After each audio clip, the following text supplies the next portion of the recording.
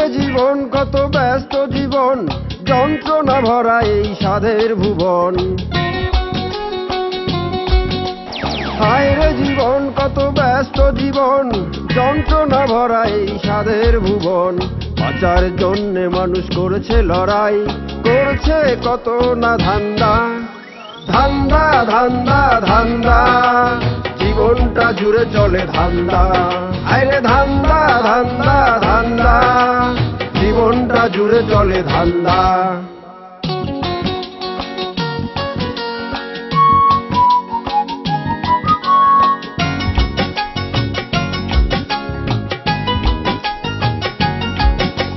পাশ ছাড়া মুক্তারি, কেউ করে ডাক্তারি, জ্ঞান ছাড়া মাস্টারি, আরো কত বাটপারি। কেউ করে রাজনীতি, কেউ করে পেট নীতি, ক্ষমতার দাপটে করে চলে দুর্নীতি। জুজুর ভয় দেখিয়ে মাস্তান তোলে চান্দা। ধান্দা ধান্দা ধান্দা, জীবনটা জুড়ে চলে ধান্দা। ওরে ধান্দা ধান্দা ধান্দা, জীবনটা জুড়ে চলে ধান্দা।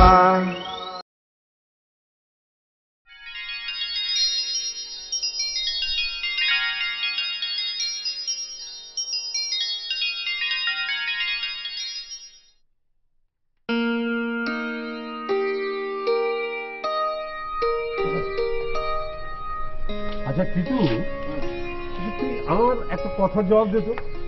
তোর এই কেমন অফিস? ইচ্ছে হলে যাস, আবার না ইচ্ছে হলে অফিস তো দূরের কথা, এই শহর থেকে কোথায় যেন উধাও হয়ে যাস, কিছু বুঝতে পারি না। হ্যাঁ ভাইয়া, অফিস না করেও যে দীর্ঘদিন কারো চাকরি থাকতে পারে তা তোমাকে দেখে বুঝা গেল। আমাদের একটু বলবে কিভাবে তা সম্ভব? এটা সম্ভব। শোনো বাবা, এটা হচ্ছে গিয়ে চাকরি বিক্রি। ধরো তোমার চাকরি করতে মন চাইছে, কিন্তু তোমার নামে জব, নো টেনশন, চাকরি বিক্রি করে দেবে, সেটা সরকারি হোক আর বেসরকারি হোক। আচ্ছা, চাকরি বিক্রি হয় এটা তো জানতাম না। আচ্ছা টিটু, তুই আমাদের বুদ্ধু না বানিয়ে খোলাসা করে বলতো ব্যাপারটা কি। ভাইয়া, তোমার চাকরি হলো এই শহরে, আর 6 মাস ছিলে বাপের বাড়িতে, এসে রীতিমতো জয়েন, ক্যারিয়ার কোনো হ্যাম্পার নেই। কি অবাক কাণ্ড! শোনো শোনো মামা, এই শহরে সবসময় এই ঘটনা ঘটে। ধরো তোমার চাকরি করতে ইচ্ছে করছে না, কিন্তু তোমার একটা সরকারি চাকরি আছে, নো টেনশন, তুমি চাকরিটা বিক্রি করে দিবে আরেকজনের কাছে, সে তোমার ডিউটি করবে, আর 50-50, তার মানে হচ্ছে স্যালারি দুজন সমান সমান ভাগ করে দেবে। এটা কি করে সম্ভব? আচ্ছা, ওর মেধা আর তোর মেধা কি সমান হলো? ধর তুই একজন ডাক্তার আর আমি একজন দোকানদার, তোর কাছ থেকে আমি করতে পারবো? সাথে তো শুধু রুগী মরবে না, রুগীর পুরো বংশই শেষ হয়ে যাবে। এত কিছু বলতে চেও না, আসছো তো নতুন শহরে, দেখো সব কিছু নখদর মধ্যে লাগবে। মামা, হ্যাঁ আমি গেলাম। ও হ্যাঁ, শোনো বাবা, তোমাদের দুজনকে আর বেকার থাকতে হবে না, আমি অফিসে যাই, আমি জব ফাইলটা খুলে দেখি তোমাদের জন্য কোনো চাকরি ব্যবস্থা করা যায়। আচ্ছা যাবে তো বটি? আমি তো কিছুই বুঝতে পারছি না।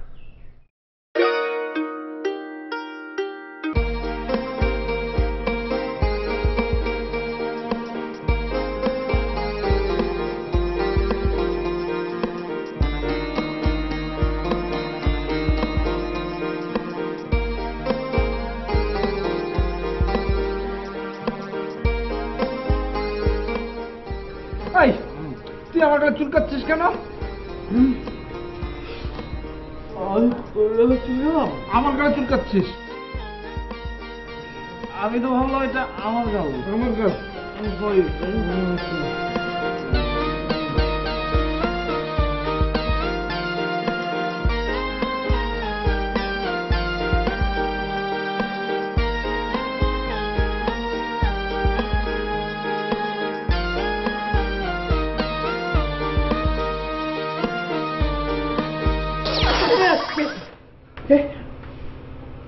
দিনের বেলা রাতের ঘুম ঘুমাচ্ছ কেন?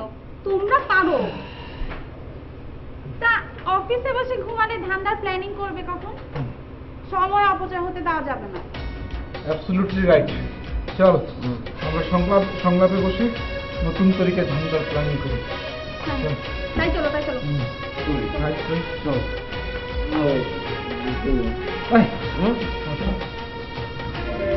এই ফাইলে তো কিছু নেই।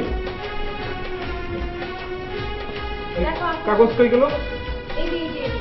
কাজের ফাইলে নিয়ে আসো, তবে মনে হয় ঘুমাই যাও, তাই না?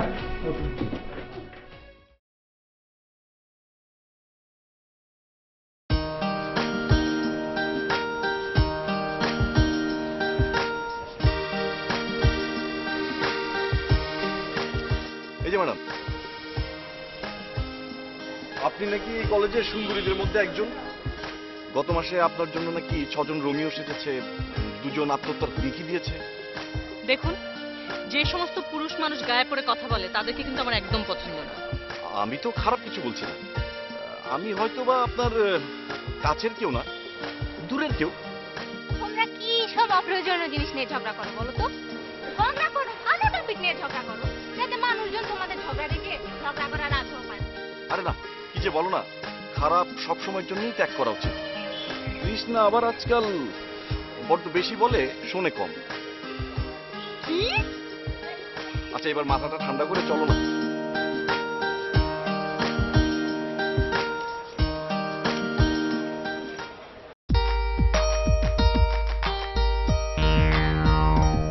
আরে আপনারা কেমন আছেন?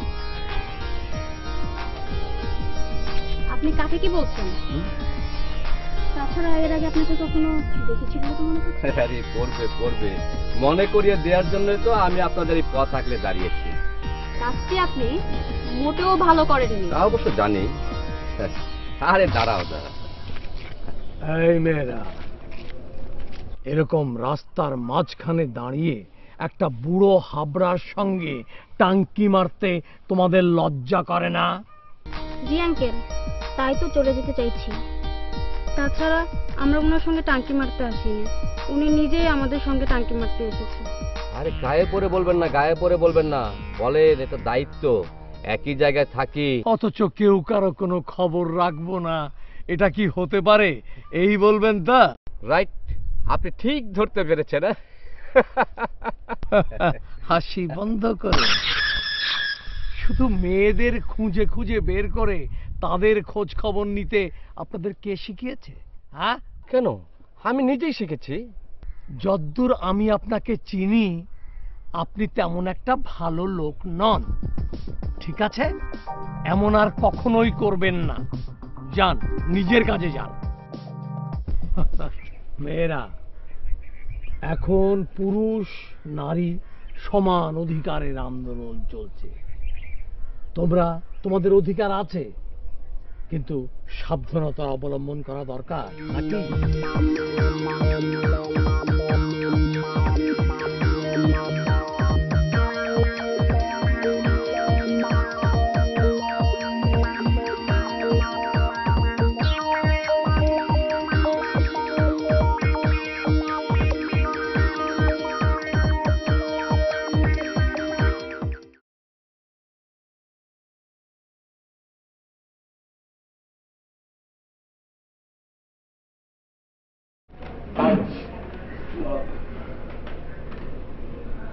এই যে স্যার আপনার কমিশনের 2000 টাকা, বাকি টাকা দিয়ে চাল ডাল কিনেছি। দেখেন স্যার, শেষের জন্য ভিটে মাটি থাকতে না হয়। দাঁড়ান, বাহ, যান বাড়ি চলে যান, নো টেনশন। টাকা যেহেতু দিচ্ছেন, বাড়ি যায় নাকে তেল দিয়ে ঘুরে বেড়ান। ঠিক আছে, যান।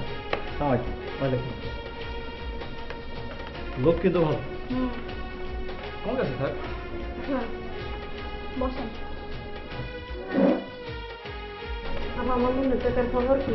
এখন তো টনের 500 টাকা দিলাম, এখন লোন না পাইলে তো আমার মেয়ের বিয়ে দিতে পারবে না। পাবেন, এই জন্য তো টাকা খেলাম। এইবার টাকা খেলে কাজ করে, হারাম খাই না, পরিশ্রম করে খাই। 1500 টাকা দেন, তারপরে 5000 টাকা লোন পেয়ে যাবেন। বাকিও আমার পছন্দ না, নগদ নারায়ণ বিশ্বাসী। এক কাজ করো, লোন দেওয়ার সময় কেটে রেখে দিতে পারো। এই মহিলাকে দেখে তো মনে হচ্ছে না যে অগ্রিম দিতে পারো। হ্যাঁ, তাই করো। আমরা ক্লায়েন্টদের সাথে এইভাবেই করে থাকি, যা অ্যাডভান্স পাই তাই লাভ, বাকিটা লোন দেওয়ার সময় কেটে রাখি। কি আর করব, সবই ফকিরের দল। আচ্ছা, আপনি যান, কাল সকালে এসে আমার অংশটা রেখে আপনি বাকি টাকাটা নিয়ে যাবেন। আচ্ছা, এই 5,000 টাকার মধ্যে যদি 2,000 টাকা কমিশন তোমরাই নাও, তাহলে এসব গরিব দুঃখীরা কিভাবে ব্যবসা করবে? হ্যাঁ, ইয়েস স্যার, মানে সমস্যাটা হয়েছে কি, হেড অফিসে কিছু টাকা পাঠাতে হবে, তারপর আপনাকে কিছু টাকা দিয়ে ভাগ বাটোয়ারা করে আমাদের জন্য কিছু থাকে না। কথাটা অবশ্য একবারে মন্দ বলে নাই। আচ্ছা যান, শোনেন মা জননী, কালকে এসে বাকি টাকাটা নিয়ে যাবেন। হ্যাঁ, স্যার হ্যাঁ, আমার কথা হেড অফিসে একটু বলেছেন স্যার? বলেছি, তোমাদের সবার কথা বলেছি, এই 2 নারীর কথা বলেছি। স্যার আপনার এই কয় মাসের কমিশনের টাকাটা এতক্ষণ যাবত কমিশনটা নিয়ে বসে রয়েছো। শোনো রাজ, আরিফ, তোমরা যাও ওই গ্রামটাকে ভালো করে অবজার্ভ করে আসো, কার কি সমস্যা সবগুলো নোট করে হেড অফিসে পাঠাবো। মানে হচ্ছে কি, হেড অফিসে যত বেশি নোট পাঠাবা তত বেশি লাভবান হবা। তাই তো যাও। তাহলে স্যার আমরা উঠি, আপনার সেবায় না হয় এর দুজনকে রেখে গেলাম। চল, গ্রামের রাস্তাঘাট দিয়ে হেরা না যাওয়াই ভালো। কি অবস্থা তোদের? স্যার, বসদের কাছে আমাদের কথা বলেছেন। বলেছি মানে? স্যার, আমার চাকরিটা কিন্তু আপনার উপর নির্ভর করছে। নির্ভর করা কি আছে? আমি যতক্ষণ আছি, আমার চাকরি যতক্ষণ আছে, তোমার চাকরি। সত্যি স্যার? হ্যাঁ স্যার, আপনি যা বলেন তাই তো শুনি, বসদেরও সেবা করি, তারপর যদি চাকরিটা না থাকে। স্যার প্লিজ স্যার, বলবেন তো। আমার মামা আর আমার বোনকে চাকরি দিতে, তোমাদের এখন প্রথম কাজ হচ্ছে জব ফাইলটা খুলে কি কি জব আছে সেগুলো একটা সুবিধাজনক জব আমার মামা ভালো বলছে। জি স্যার, জি স্যার।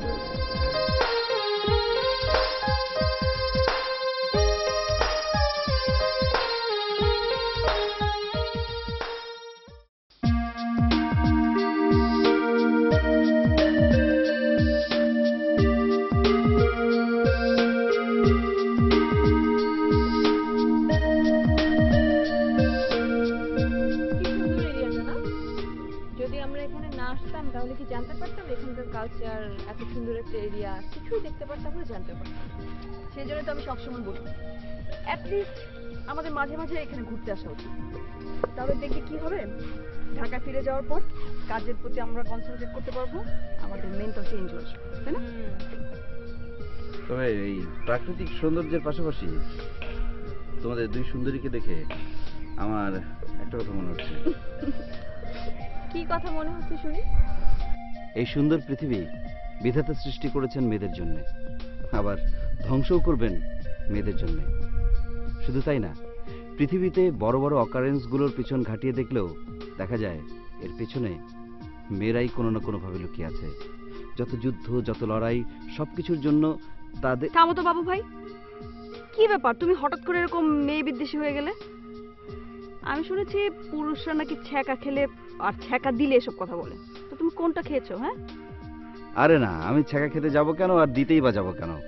কথাগুলো হচ্ছে চরম সত্য, মনে পড়ে গেল তাই বলে ফেললাম। তুমি কি কোনো অর্থে কথাগুলি আমার উপর চাপানোর চেষ্টা করছো? তোমার কথা স্টাইল শুনে কিন্তু তাই মনে হচ্ছে। কিরে মা, সবাই তো বেশ চুটিয়ে আড্ডা দিচ্ছ এখানে। হ্যাঁ, জানো এতগুলো বছর এখানে থেকেও আমার যেন মনে হচ্ছে সবকিছু যেন আমার দেখা হয়ে ওঠেনি। মনে হয় জীবনের বাকি বছরগুলো এখানে কাটিয়ে দিতে পারলেই ভালো হতো। আচ্ছা বাবা, হ্যাঁ, তুমি তো ওই যে জব বিক্রি সিস্টেমটা ট্রাই করলে পারতে, তোমার জবটাও থাকতো, স্যালারিও পেতে, আর আমাদের মতো ঘুরতেও পারতে, তাই না? সবার চরিত্র যদি এক হয় তবে দেশ চলবে কি করে? দেশটাকে তো বাঁচাতে হবে। সবাই তার কর্মের ফল পাবে ইহকাল আর পরকালে দুভাবে।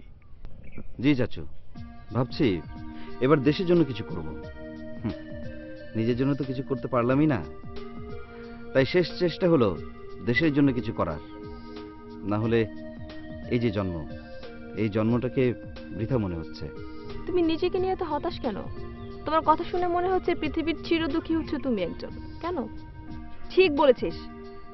আচ্ছা বাবু ভাই, তোমার কি হয়েছে বলো তো? তোমার ভাব দেখে মনে হচ্ছে তুমি একদম পথের ভিখারি হয়ে গেছো সবকিছু হারিয়ে। শোনো, সব সময় ভালো ভালো চিন্তা করবে, তারপর সামনের দিকে এগিয়ে যাবে, তখন দেখবে এভরিথিং ইজ ওকে। হ্যাঁ, এখন আমরা ছোট্ট একটা খাবারের ব্রেক দিই, কারণ পেটের কথাটা তো ভাবতে হবে, তাহলে পেট বেচারা বেচারা অভিযোগ করবে। চাচু তুমি ঠিক বলেছো, আমাদের এখন আসলে খাওয়ার ব্রেক দেওয়া উচিত। আচ্ছা, আমার মনে হয় ওইদিকে কোনো ব্যবস্থা করা যেতে পারে, আমরা যাই একটু দেখি সামনে গিয়ে। চলো।